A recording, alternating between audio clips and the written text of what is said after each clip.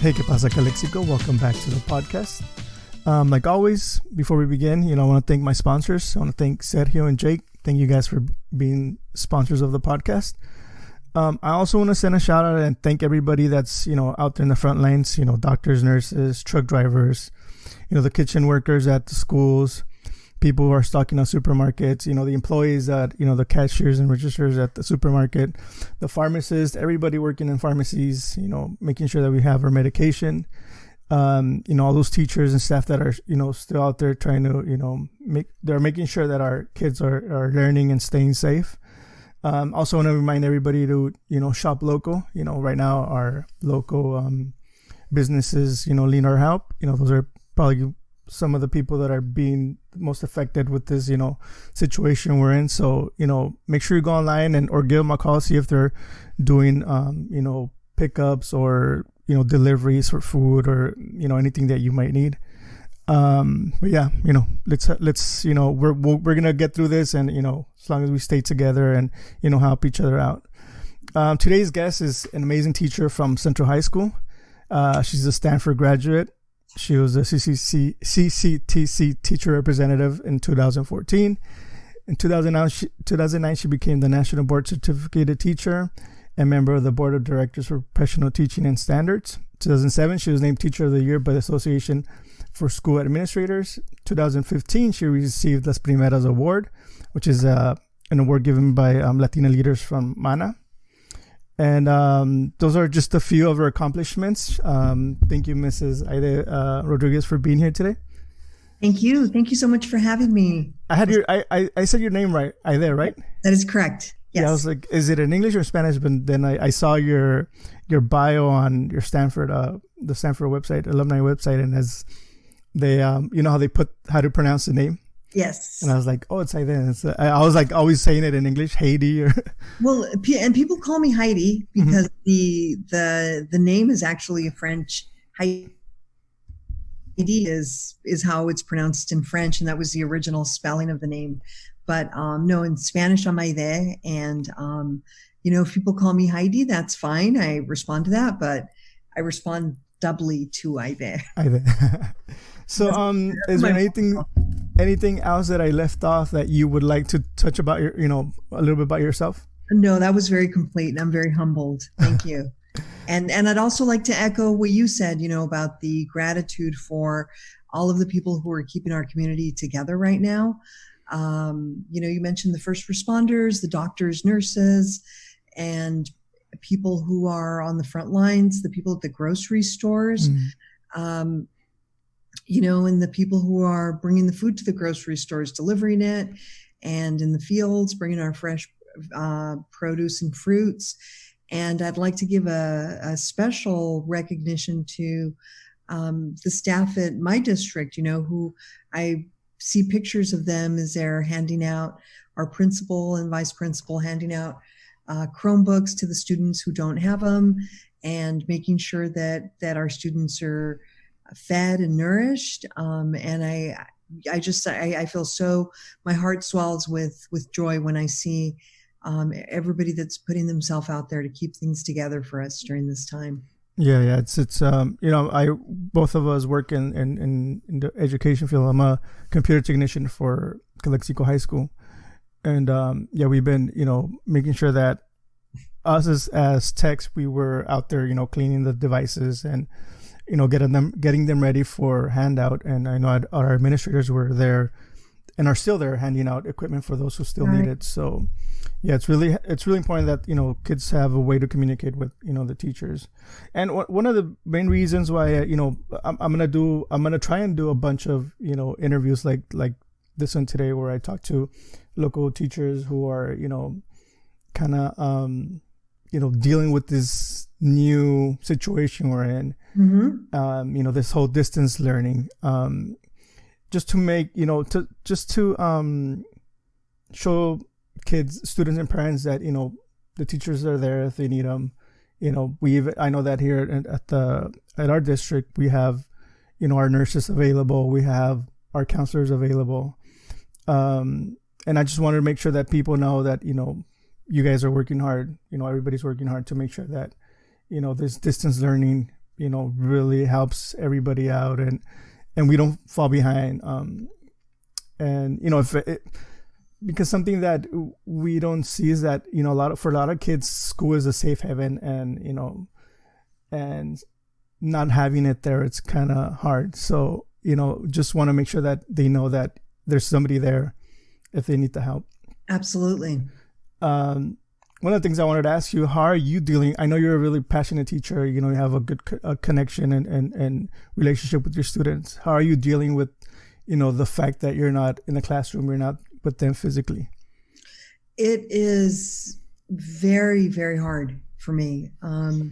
It's hard for me because one of the, I think when your purpose in life is not just teaching the material, not just teaching the content, but working day to day with the students, and being able to stay after school and just listen to them about whatever's going on, which as adults, it may not seem like a big thing to us, but to them, it could be at that moment, the biggest thing that's ever going to happen. And I really miss that. I miss that tremendously.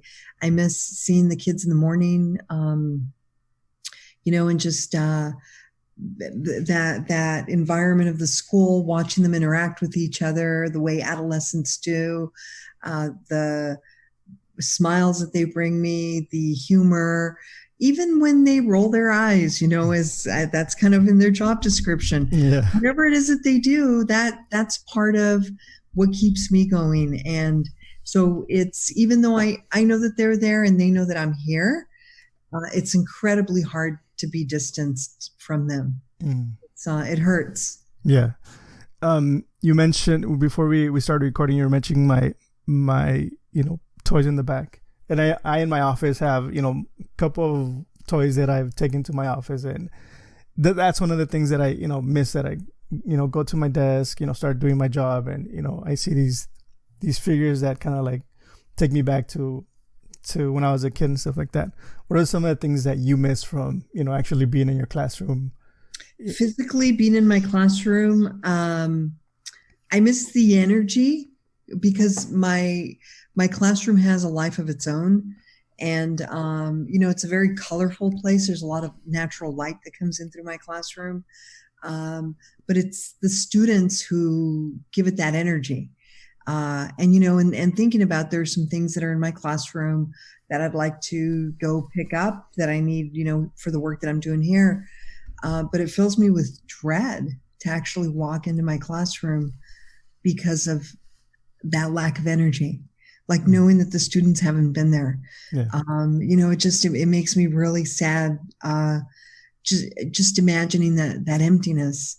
And I have, like you, I have a lot of, I don't know if they're toys necessarily, but a lot of little knickknacks. Somehow in my life, a student gave me a duck once, a rubber duck. And then I became a person who collects rubber ducks. So students have given me all of these rubber ducks that are behind me on the window ledge. And, and I'm just thinking, oh my God, the little ducks are there, but they all have a story. They all, like a student who was like, Ms. Rodriguez, I'm too old for these ducks now. So I know that you collect ducks, so I'm going to give you my ducks. Well, okay, but I'm not really, I'm not really a duck collector, but I guess I am now. Yeah, they made you a duck collector without even knowing. Yeah, and I have all these notes, all of these notes that students have written me throughout the years. Whether it's like a thank you note or a card or a birthday card or what have you. And that's something that it's part of that life that's in my room. Yeah. To me, just that routine of coming in to work, putting my backpack down, logging in, and just that routine of, I mean, it's so crazy that people make fun of like, oh, what day is it today? But in reality, it's been so long now that it's happened to me where I'm like, what day is it today? Yes. Yeah. Yep. It's, and I think about that. The last moment that I was there in my classroom, I never thought that I wasn't going to go back.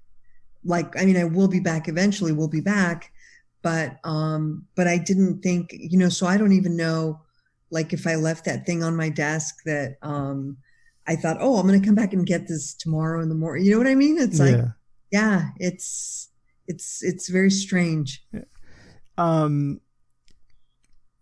I mean, we never thought this was going to happen. But now that, we've gone, so many weeks into it now, did you work out a plan on how to continue teaching your students or being in touch with them?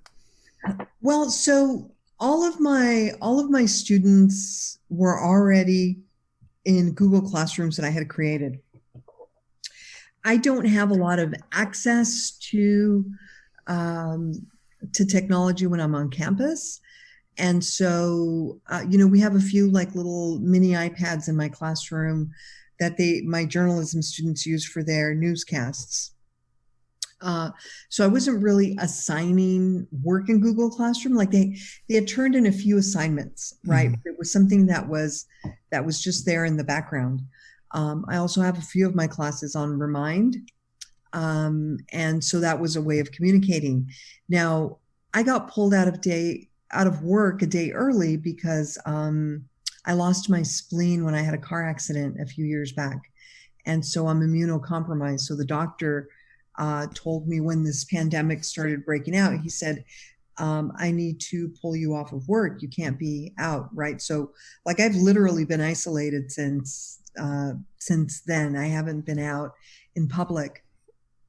And so anticipating that our school was going to close, I made sure to tell the sub to have every student, all of the new students who had added, to join our Google Classroom, to join Remind. That way we'd have a way of communicating. Mm-hmm. And then as soon as we got the news, I started sending my students messages and connecting with them. With some students, it was a little more difficult to get a response right away in Google Classroom. So I made sure that I found alternate ways to communicate with them, either via email or text. And then we had a grace period of a week with our school to start getting everything going. And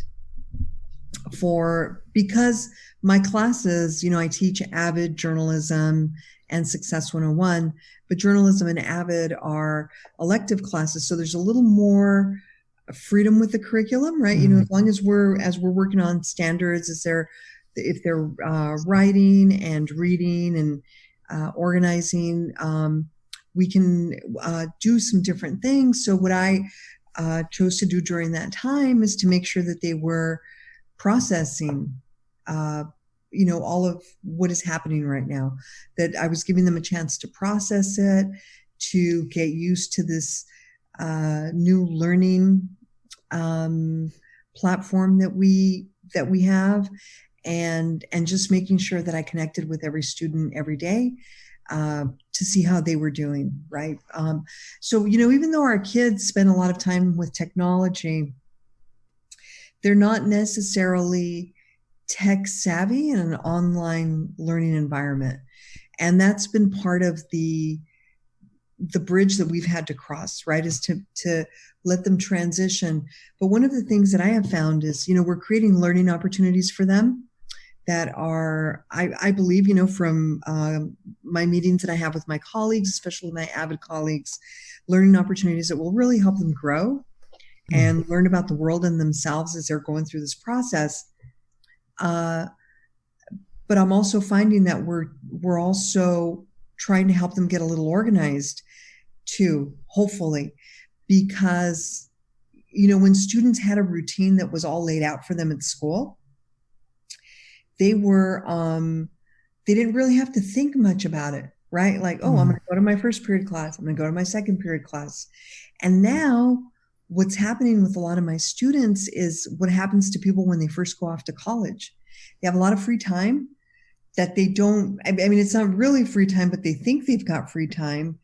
And so they're like, I'm going to do that later. I'm going to do that later. Yeah. And I receive a lot of responses to assignments at like 1 or 2 in the morning from students, right? So I think that there's been a little bit of a trying to help them organize their time, for them to create their own structure, which is, I mean, these are great lessons for us when we go back to the regular school day, right?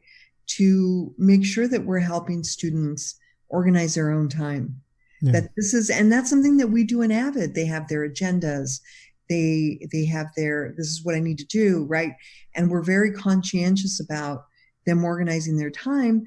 But even so, some of the AVID students have told me that this has really thrown them off.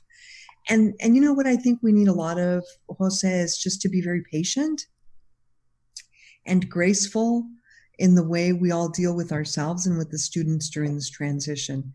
The last thing we want to do is add more pressure to the pressure that they already have at home with parents who may be losing their jobs, or maybe have lost their jobs, or family members who are sick, and students who are just generally scared. I had a girl tell me that she's really scared for all of the old people that she loves in her life, that they're going to get sick, you know? And I mean, I can relate to that fear. And I told her, I said, yeah, you know what? I'm worried about a lot of the older, and I said older people that I told her, and she laughed. And I said, you know, I'm over 53. I can't say old people anymore.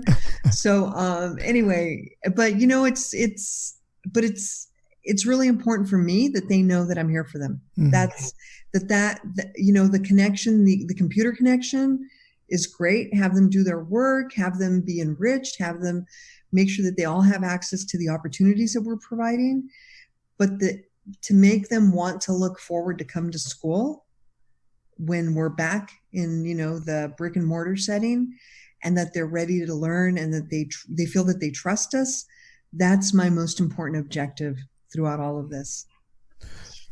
Have you made contact with all of your students? Like for? Yes, I have.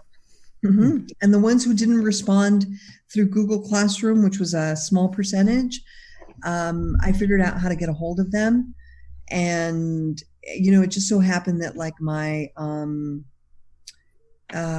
of my journalism students, actually all of them from first semester, they all have my cell phone number, and I have theirs, because that's how they would send their videos to me.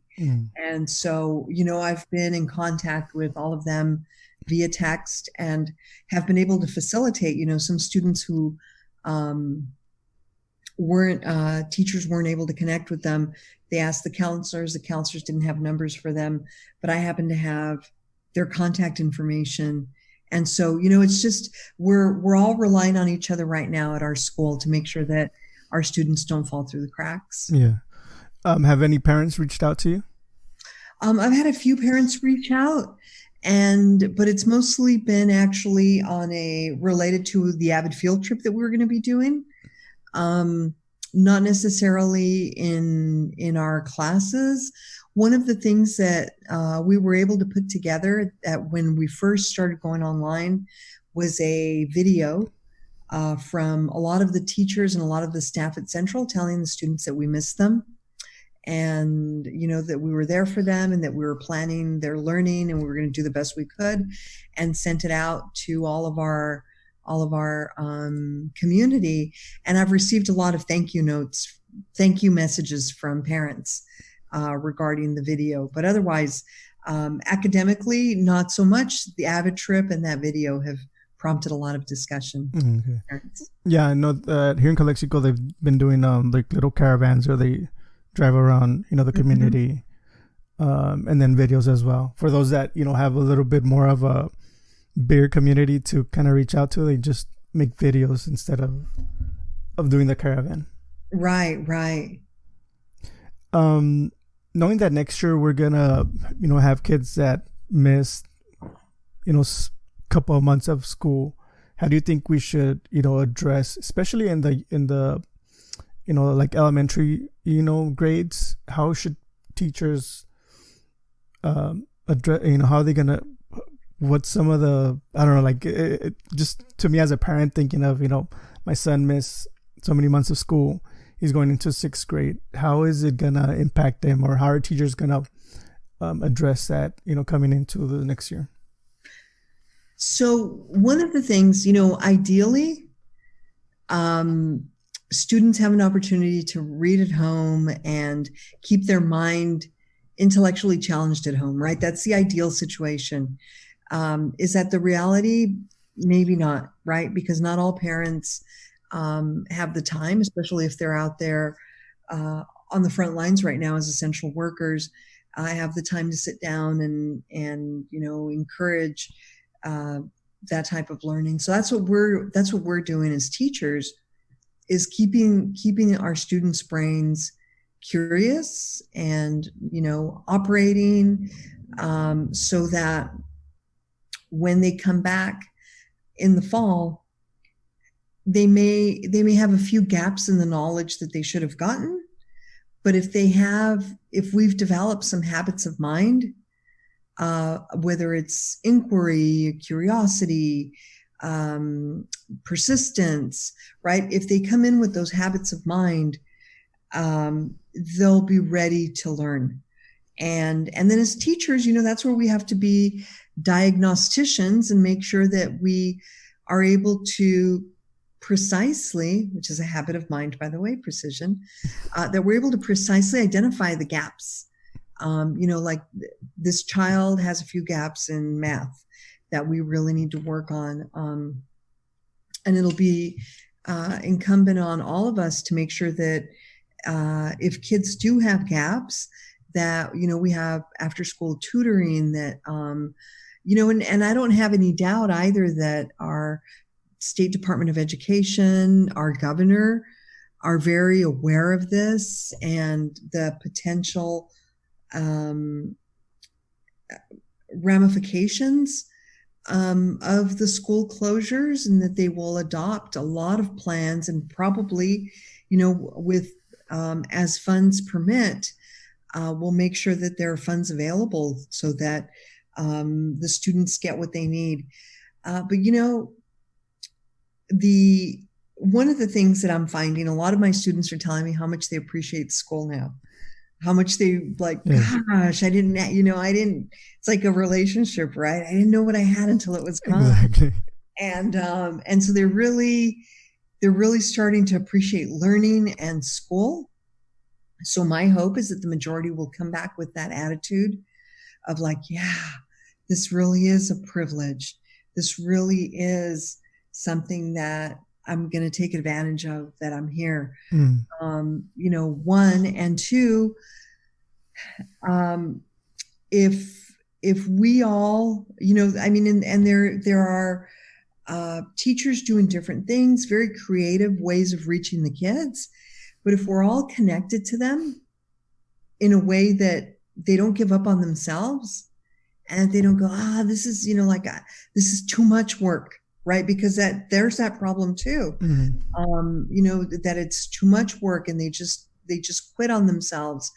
It has to be a balance to make the kids really, really want to look forward to seeing us in the fall. And if that attitude is there, we'll take it from there and make sure that they have what they missed. Yeah. And you made a good point earlier too, that, it's making them more organized, especially those, high school students that are getting ready to leave.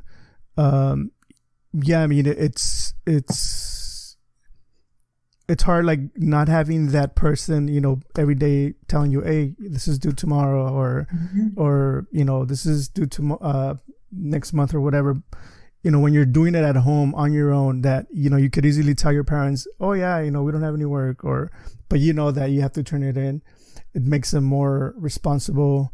They're able to, know how to manage time and be more, because when you go to college or university, you don't have, they have 3 times more students, and they're not going to be on top of you. That's what I told my son when he graduated. Is like, if you think that, high school is easy, because it was because you have somebody that's helping you out. You have counselors that are checking your grades. You have teachers, pushing you to do all this stuff. When you go off to college, it's not like that. It's, you're on your own. You have to, be more proactive. Yeah. So hopefully this, it's, we gotta see the the positive and, in all these things that are going on right now. And that's something that, not only are they missing school, but, missing being in school, but at the same time, they're, learning how to be more organized and proactive, like you said. Yes, absolutely.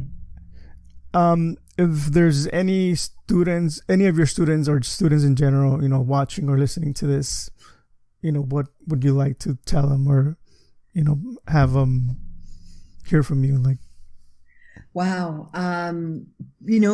What I've told them already is that I understand what they're going through, and it's, I can't put into words the feeling of powerlessness that I have to not be able to just make everything okay, especially for my seniors, because it breaks my heart that they have worked so hard, and that they have all of these things that they were looking forward to. Yeah. And, and it's no fault of anybody's. It's, this is something that took us all by storm. And, but it's still painful to know that personally, that I won't spend my last days of high school with them in the classroom and, send them off the way I like to send them off, in the gym, at graduation. I hope that, and I'm pretty sure that we'll try to plan something for them when time is right. But that ultimately their well-being, all of my students and all of the students out there, their well-being and their happiness is the most important thing to us. And we want to do anything that we can to make sure that under these circumstances, they're successful. And that when we're back to normal, that they have all of these things to look forward to. That's super important to me, that they know that this isn't the end, right? That it's just, everything's just on hold right now, and that we still have a lot of things to look forward to after this passes, and it'll pass. Yeah. I know it will. Yeah. Yeah, it's crazy. Me and my wife were talking about that, because we have a lot of friends that, have kids that are seniors, and, it's just, the things that they're going to unfortunately miss. It's hard. But yeah, like you said, that's just a step to something bigger that, they're going to be, living and facing when they go to a university or a college or work or the service, or, it's something that won't compare to the new adventures they're going to face out in the real world. Exactly. Yes. Is there anything else that you would, like to add before we? Just how grateful I am that you reached out to me. Thank you so much. And to my colleagues, I'm just so lucky that we're in this together, because I have a tremendous group of colleagues that have been, especially our Avid team at Central, who have been such a bright light in this darkness for me. And we are, get together electronically every day and are able to be supportive of each other. And I really appreciate that. Additionally, I'm really grateful to live in California too, where people in California have taken, the sheltering in place very seriously. Mm-hmm. Our governor has done a great job, Gavin Newsom, of leading us through this and acquiring resources, and being compassionate and empathetic about what people are going through. And so that fills me with hope, during these times. And that's what we need to do, is find those things that fill us with hope, when it just, when everything just seems so bleak. And I'm a news junkie. But one of the things that I've done in the last week is that I've really, I only read the news once a day. Yeah, I've been doing the same thing. Yeah, because it's just so scandalous, and I pay attention to Governor Newsom's briefings because, again, that's something that really offers a lot of hope to me. And other than that, I'm keeping it positive as much as possible and focusing on my students. Yeah. You made a good point, and that's something that I've been doing probably like the last 5 days where, I'll go in there maybe once a day, 2 at the most. Because I've been telling my family the same thing is like, if you read something on Facebook or the internet, take it with a grain of salt because, yes. Or if you're going to read it and kind of believe it, do some research, because somebody posted something on our group and I was like, it was something like really crazy. And I was like, I just Googled one of the words that was in the article and I was like, here, it's not real, just make sure that you don't panic yourself and don't spread panic, with, news that aren't real because, that's the last thing we need right now, people panicking and reading fake news and stuff like that. But exactly. Yeah, just, I've been doing that a lot. And I'm like you, like I would be on the news like 24/7. And now it's like, I'm just focusing on other things that are distracting me or making me laugh or because, it's too much. And it's the same thing over and over. And it's like, we already know what's going on and we don't need to hear it. As long as I hear it one time, that's it. And another thing, Jose, is I've really learned a lot from Governor Newsom in the way he's modeled unity. He's really, his approach of not blaming anyone, not attacking anyone. And I think that's a wonderful model for all of us. Mm-hmm. It just, because that being that way helps to get to solutions faster, which he's been able to do. And so I really have a lot of respect for that. And I'm following his model of, just taking a deep breath and seeing where I can do something instead of being frozen in that anger. Because, somebody isn't doing something the way I want them to do it. Yeah, exactly. All right, Ms. Rodriguez, thank you so much for, taking some time today and being on the podcast. Like I said, I want to talk to more teachers, make sure that, we let the students and parents out there, let them know that, they're there if they need them. And they're trying they're doing their best with the situation in hand. Mm-hmm. And, that they're not alone, the parents or the students, because, we're all in this together. Yes. Yeah. And, and one other thing, I was, something that one of my students, actually a few of my students, they were, and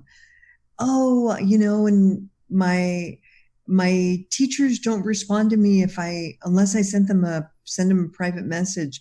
And what I told the kids is they didn't realize this, is that some of the teachers are very new to Google Classroom and they don't know that they're getting messages from the students when they're in that setting. Yeah. So, it's, and there's no ill intent. So if anybody feels that way, maybe reach out in a different way because there isn't any teacher that I know who wants to leave a student hanging without responding to them. There's no malice or purposely leaving them on red or ghosting the students at all. We're here for them. That's what we're doing. Yeah. All right. Thank you so much for listening, guys. Stay home, stay safe, wash your hands, and we'll see you in the next one. Peace.